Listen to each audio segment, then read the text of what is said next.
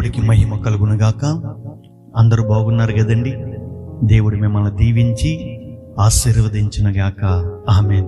దేవుడికి సన్నిధిలో ఈ వాగ్దానాల ద్వారా మీరందరూ బలపడుతున్నారని నేను ఎంతగానో ఆశిస్తున్నాను. మరి ఈ దినము దేవుడికి వాగ్దానాన్ని మనం చూద్దాం. చూడండి, మత్తయి సువార్త 9వ అధ్యాయము 28-29 వచనాలు చదువుకుందాం.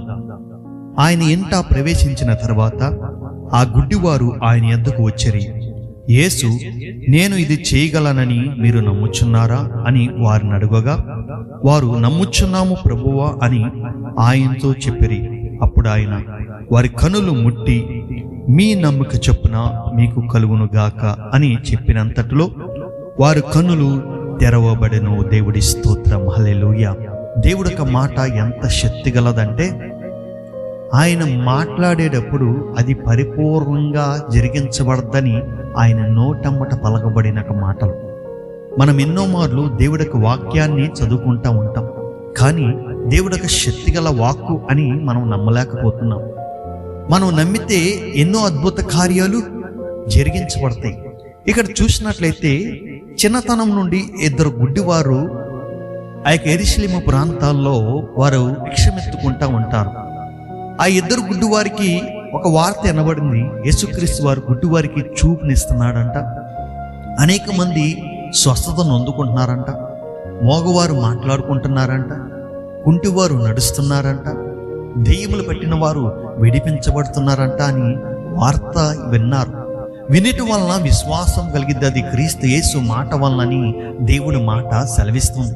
గుడ్డివారికి యేసుక్రీస్తు వారు చేసిన అద్భుతాలు, ఆశ్చర్యకార్య సూచక్రియలు కళ్ళారా చూడడానికి వాళ్ళ కళ్ళు లేవు, కానీ చెవులారా ఆ మాటలు విన్నారు.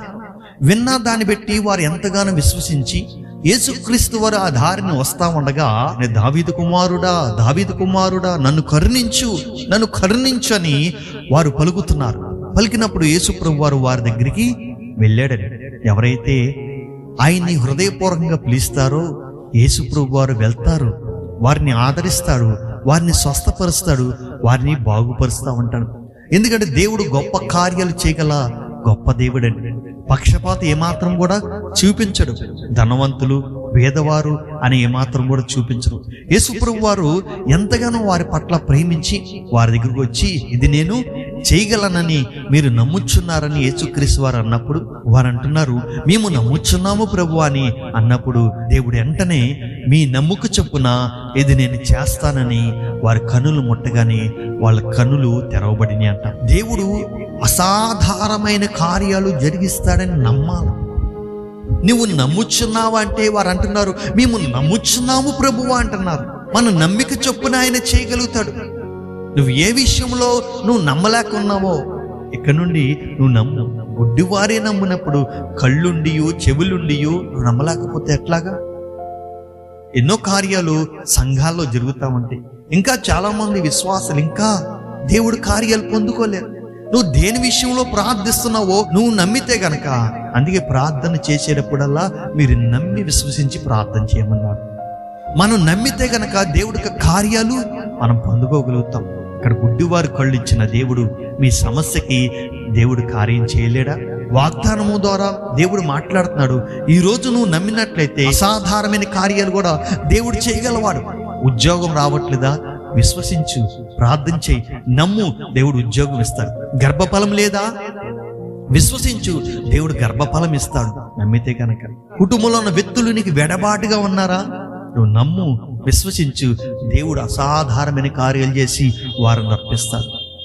ఎంత గొప్ప దేవుడండి. అలాగే రోగంతో ఉన్నావా, వ్యాధితో ఉన్నావా, బలహీనతతో ఉన్నావా, అప్పుల సమస్యలతో ఉన్నావా, రకరకాల ఇబ్బందికరమైన పరిస్థితులతో ఉన్నావా, నువ్వు ఈ వాగ్దానము నమ్మితే దేవుడు అద్భుత కార్యము నీ జీవితంలో జరిగిస్తాడు. కాబట్టి నమ్మి విశ్వసించు, దేవుడి సన్నిధిలో ప్రార్థించు, దేవుడు గొప్ప కార్యాలు జరిగిస్తాడు. దేవుడి మాటలు దీవించునుగాక. ఆమె ప్రార్థన చేసుకుందాం. మహాపరిశుద్ధుడగు తండ్రి, మహోన్నతుడా, నమ్మి విశ్వసించినప్పుడు గుడ్డివారు కళ్ళు తెరవబడిని. మరి ఎంతమంది ఏ సమస్యతో ఏ బాధతో బాధపడుతున్నారు, ఈ వాగ్దానం వారి జీవితంలో నెరవేర్చు. నమ్మి విశ్వసించినప్పుడు వారి జీవితంలో గొప్ప కార్యాలు జరిగించమని యేసు నామములో అడుగుచున్నాం తండ్రి. ఆమేన్. మరి ఈ వాగ్దానం విన్న మీరు మీ మటుకి కాక అనేక మందికి షేర్ చేయండి, సబ్స్క్రైబ్ చేయండి.